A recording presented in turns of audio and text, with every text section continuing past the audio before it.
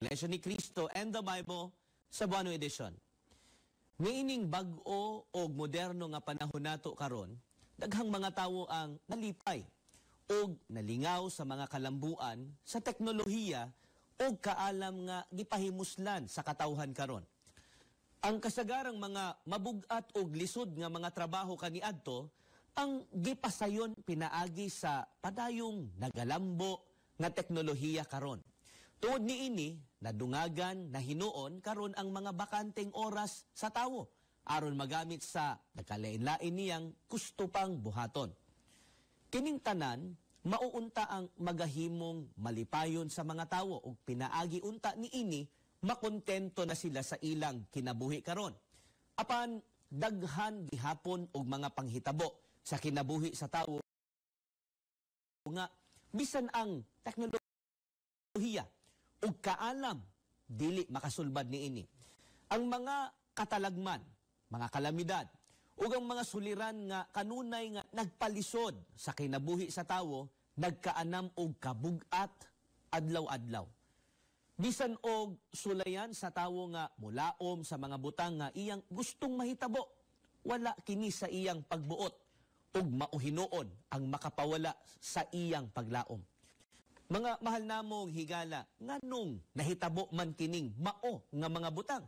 Angay bakitang malisang o mahibulong kung muabot ang mga nagkaanam o kabugat nga mga panghitabo sa kaugmao nato?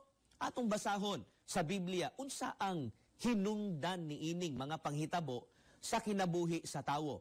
Dinhi sa Isayas sa 47:11, kini ang atong paminawon.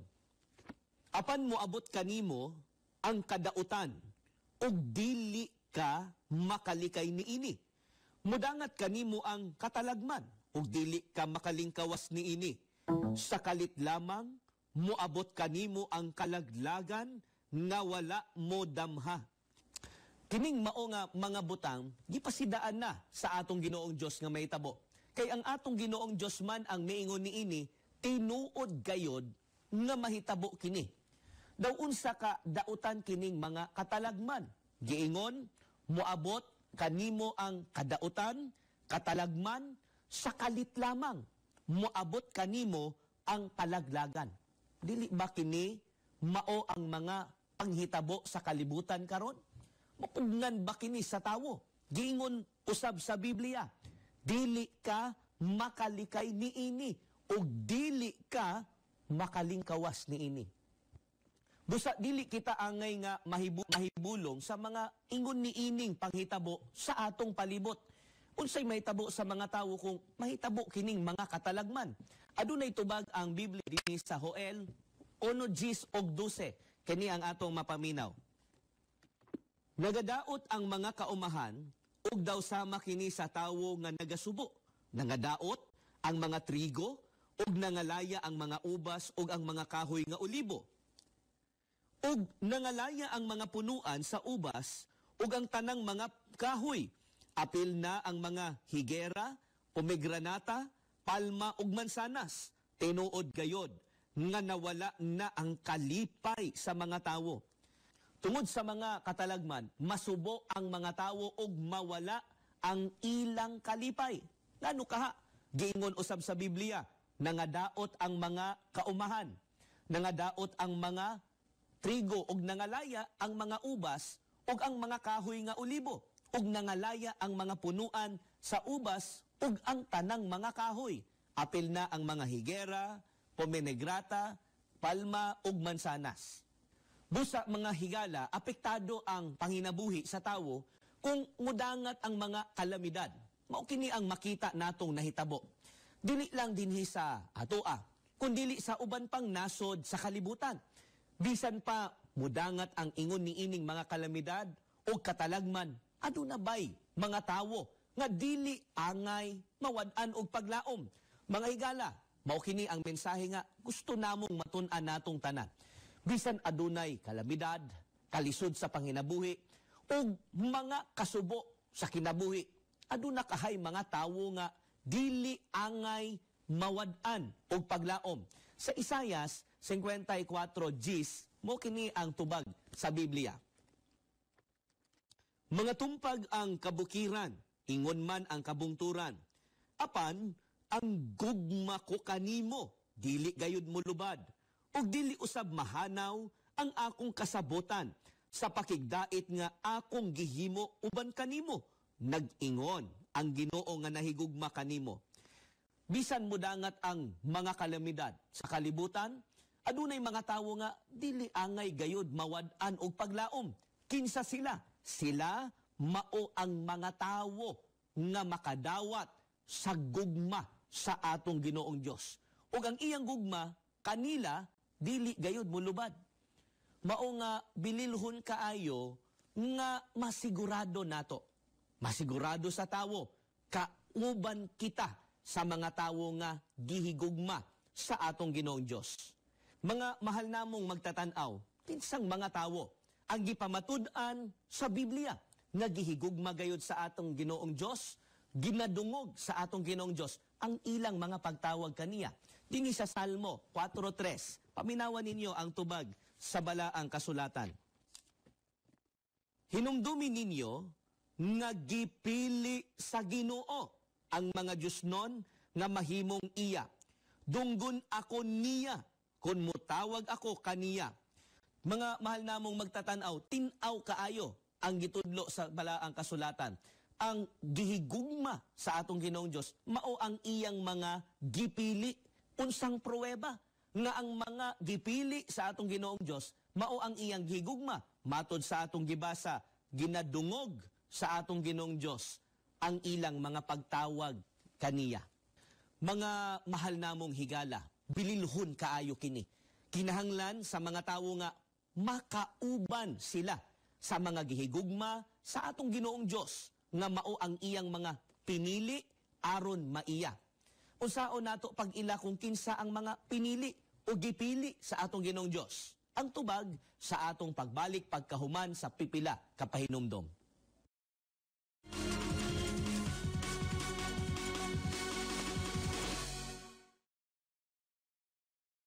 Sa abala at magulong mundong ito.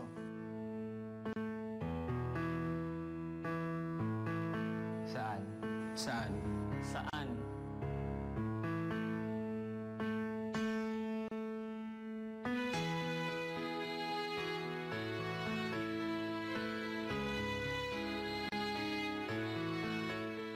Kanino? Kanino?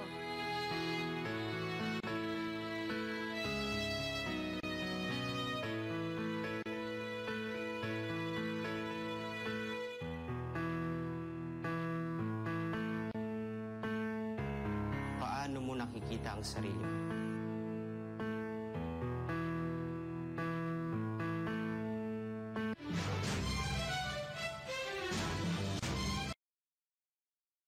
Mga mahal namong magtatanaw, welcome pag-usab sa atong programa. Kaganina, aduna kita'y gibiling pangutana. Unsaon nato pag-ila kung kinsa ang mga gipili sa atong Ginoong Diyos. Ang Biblia ang mutudlo kanato. Dinhi sa ikaduhang Tesalonica 2:13 hangtod 14. Paminawan ninyo. Mga igsuon, nagapasalamat kami kanunay sa Dios. Tungod kaninyo nga mga gihigugma sa Ginoo. Ug angay kaming magpasalamat kaniya tungod kay gipili na kamong daan sa Dios nga maluwas pinaagi sa gahom sa Espiritu Santo nga nagahinlo sa inyong kinabuhi ug pinaagi sa inyong pagtuo sa kamatuoran. Gitawag kamo sa Dios, pinaagi sa maayong balita nga among gisangyaw kaninyo ug aron nga makaambit kamo sa kadungganan sa atong Ginoong Hesukristo. Kinsa ang mga tawo nga pinili o gipili sa atong Ginoong Diyos? Sila mao ang iyang mga gitawag. Sa unsang paagi ba gitawag sa atong Ginoong Diyos ang mga tawo karong mga ulahing adlaw? Matod pa sa atong gibasa, pinaagi sa maayong balita nga gisangyaw o gitudlo sa iyang sugo o sa pagdumala nga iyang gibutang sa iglesia. Sila maoy adunay katungod sa pagsangyaw, sa pagtudlo, sa mga kasuguan sa atong Ginoong Diyos.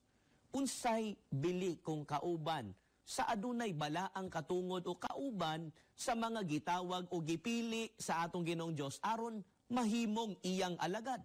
dili lang mamati ang atong Ginoong Dios sa ilang pagsangpit kaniya. Gipiho usab sa atong Ginoong Dios nga sila maoy maluwas pag-abot sa adlaw sa paghukom. Kinsa ang mga gitawag ug asa sila makaplagan. Paminawon gyapon ninyo ang pagtudlo ni Apostol Pablo dinhi sa 3:15 sa Colosas. Paharia sa inyong kasing-kasing ang kalinaw nga gihatag ni Kristo. Kay alang niini gitawag kamo sa Dios isip mga miyembro sa usa lang kalawas ug magmapasalamaton usab kamo kanunay kaniya.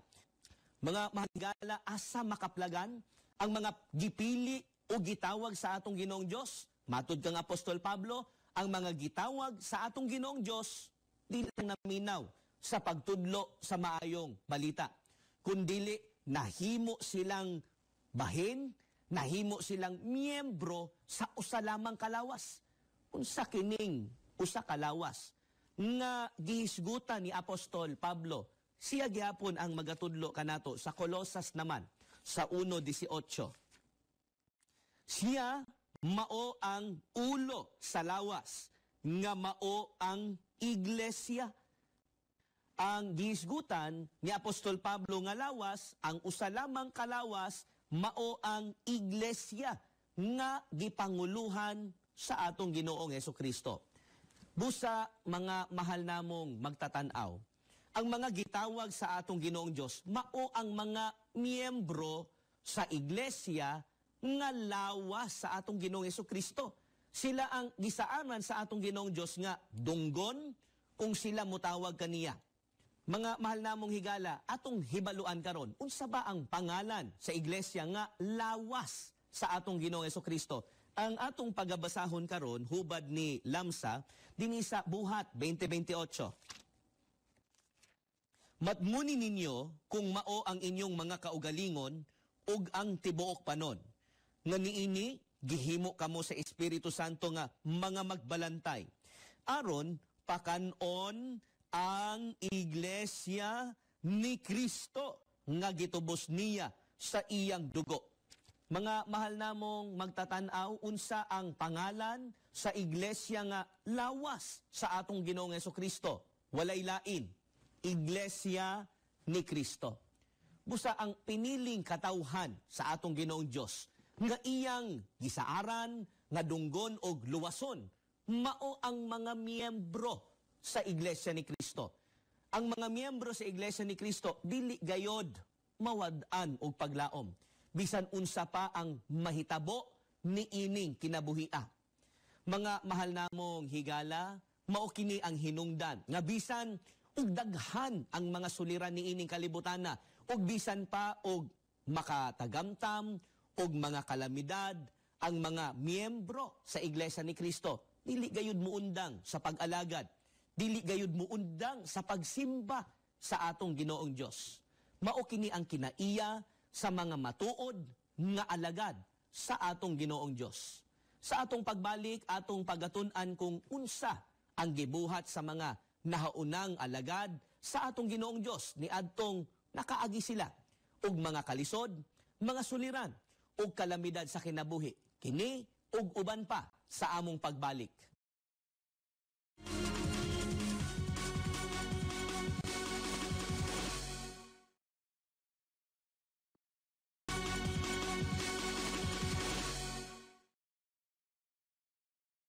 Welcome pag-usab sa atong programa Iglesia ni Cristo and the Bible, Cebuano Edition.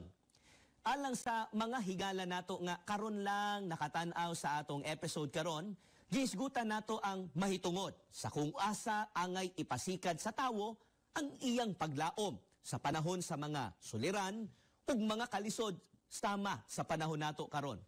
Kaganina, mga mahal namong magtatanaw, nahibaluan nato nga ang mga nahaunang alagad sa Ginoong Dios nga mao ang mga miyembro sa Iglesia ni Cristo ni adtong unang siglo nakaagi og daghang mga kalamidad. Apan wala ni undang sa ilang pagsimba sa atong Ginoong Dios. Mao kini ang ilang kinaiya. Atong pangtun-an. Unsa pa ang gibuhat sa mga nahaunang alagad sa atong Ginoong Dios ni adtong nakasulay sila og mga kalisod kagulanan, ug mga kalamidad sa kinabuhi. Tini sa ikaduhang Kronika sa 20:9. Minawon ninyo. Kun moabot kanamo ang kadaot, ang gubat, ang silot, kamatay, hugutom. Muanhi kami dinhi sa templo, kay ani aman dinhi ang imong presensya. Mutuaw kami kanimo sa panahon nga magkalisod-lisod kami, ug imo kaming tubagon, ug luwason. Mga mahal namong magtatanaw, ang mga alagad kaniadto sa atong Ginoong Dios, wala gayod miundang sa pagsimba sa atong Ginoong Dios. Nganong dili man sila muundang sa pag-alagad o pagsimba, bisan unsa pakakuyaw ang mga kalamidad, ug bisan ug sunod-sunod pakini, tungod kay hingpit ang ilang pagsabot. Nga ang mga padayon nga mag-alagad sa atong Ginoong Dios, mao ang makalaom sa iyang pagtabang ug mao ang pagaluwason sa atong amahan. Mao nga bisan unsa pang mga kalamidad, kalisod, ug pagsulay ang moabot, ug bisan unsa pa kini ka makalilisang, angay natong timan-an nga ang Ginoong Dios andam kanunay nga mutabang kanato kung nakita niya kita nga wala nagpasagad sa mga pagsimba kaniya. Apan mahimong mangutana ang uban, kung tinuod nga nahigugma ang Ginoong Dios kanato, nganong gitugot man niya nga makatagamtam kita o muagi kita og mga labihang kabugat nga mga suliran, kalamidad, og mga pagsulay sa kinabuhi. Tingali mauusab kini ang pangutana ninyong mga mahal namo nga magtatanaw karon. Atong paminawon ang tubag ni Apostol Pablo dinhi sa ikaduhang Korinto 1:8 hangtod 11. Mga igsuon, buot namo nga masayran ninyo ang among mga kalisdanan didto sa lalawigan sa Asia. Hilabihan kapait o kabugat ang giantos namo nga tungod niini, nawad-an kami paglaom nga mabuhi pa. Daw gipahamtangan kami sa silot sa kamatayon. Apan nahitabo kini, aron dili kami magsalig sa among kaugalingon, kundili sa Dios nga nagbanhaw sa mga patay. O giluwas kami niya, gikan sa makalilisa nga katalagman sa kamatayon, o luwason usab kami niya sa umaabot pang mga katalagman. Naglaom kami, nga buhaton gayud niya kini. Tabangi gayud kami, pinaagi sa pagampo. Unta atong masabtan, nga nung gitugot man sa atong Ginoong Dios nga muagi kita, ug mga labihang kabugat nga mga suliran, kalamidad, ug mga pagsulay sa kinabuhi. Ingon si Apostol Pablo, nahitabo kini, aron dili kami magsalig sa among kaugalingon, kundili sa atong Ginoong Dios. Busa gitugot sa Ginoong Dios, alang sa iyang mga pinili nga makaagi, ug mga suliran, aron ang iyang mga alagad makat-on nga mutuo ug musalig kaniya. Apan nagpasabot ba kini nga wala nay katapusan ang atong mga pag-antos? Unsa ang kanunay gilauman sa mga miyembro sa Iglesia ni Cristo? Mao nga dili gayud sila mawad-an og paglaom. Dinhi sa Juan 16:20 ug 22. Sultihan ko kamo, maghilak kamo og magminatay. Apan malipay ang kalibutan, maguol kamo. Apan mahimong kalipay ang inyong kaguol. Mauusab kini ang mahitabo kaninyo. Karon, naguol kamo, apan makikita ra ako kaninyo pag-usab. Ug malipay unya kamo pag-ayo. Kalipay nga walay makaagaw gikan kaninyo. Mga mahal namong higala, maukini ang hinungdan. Kung nganong ang mga miyembro sa Iglesia ni Cristo dili gayod mawad-an og paglaom, unsa ang gipasidaan sa atong Ginoong Hesukristo nga piho nga masinatian sa mga gipili sa atong Ginoong Dios niining kalibutana. Una kini moabot sa katapusan. Niingon mismo ang atong Ginoong Hesukristo, sultihan ko kamo, maghilak kamo, ug magminatay. Apan malipay ang kalibutan. ug maguol ka mo. Dili ba maukini ang nahitabo kanato karon? Busa imbes ang tanawon, mao ang mga suliran, niining kinabuhia, ang mga miyembro sa matuod nga iglesia naglantaw sa umalabot nga kalipay nga gisaad sa atong Ginoong Hesukristo. Apan kanus permanente mawala ang atong mga pag-antos, ang atong mga pagluha dinhi sa kalibutan. Niingon usab ang atong Ginoong Hesukristo, makikita ra ako kaninyo pag-usab ug malipay unya kamo pag-ayo kalipay nga walay makaagaw gikan kaninyo. Kung mao inigabot sa atong Ginoong Hesukristo didto sa balaang syudad, ang tanan natong pag-antos mawala na. Didto ang atong mga kaguol mahimo ng kalipay. Busa kinahanglan nato nga kanunay nga musalig, kanunay nga mulaom sa atong Ginoong Dios ug sa atong Ginoong Hesukristo kay dili nila kita pasagdan. Piho nga makasugakod kita sa tanang babag ug madawat nato ang gisaad nga kaluwasan. Mga mahal namong mga magtatanaw, padayon kami nga nagadapit kaninyo nga maminaw sa mga pagtulunan sa Iglesia ni Cristo pinaagi sa pagtambong sa mga pamamahayag ug pagmimisyon sa nagkalain-laing dapit sa inyong lugar. Welcome usab kamo nga motambong sa among mga pagsimba sa bisan asang lokal sa Iglesia ni Cristo. Mahimo usab kamong mutan-aw sa among mga programa dinhi sa telebisyon, sa INC TV o kaha maminaw sa among mga tulumanon sa INC Radio o mahimo usab kamo nga mobasa sa among opisyal nga magazine sa Iglesia ni Cristo, ang Pasugo.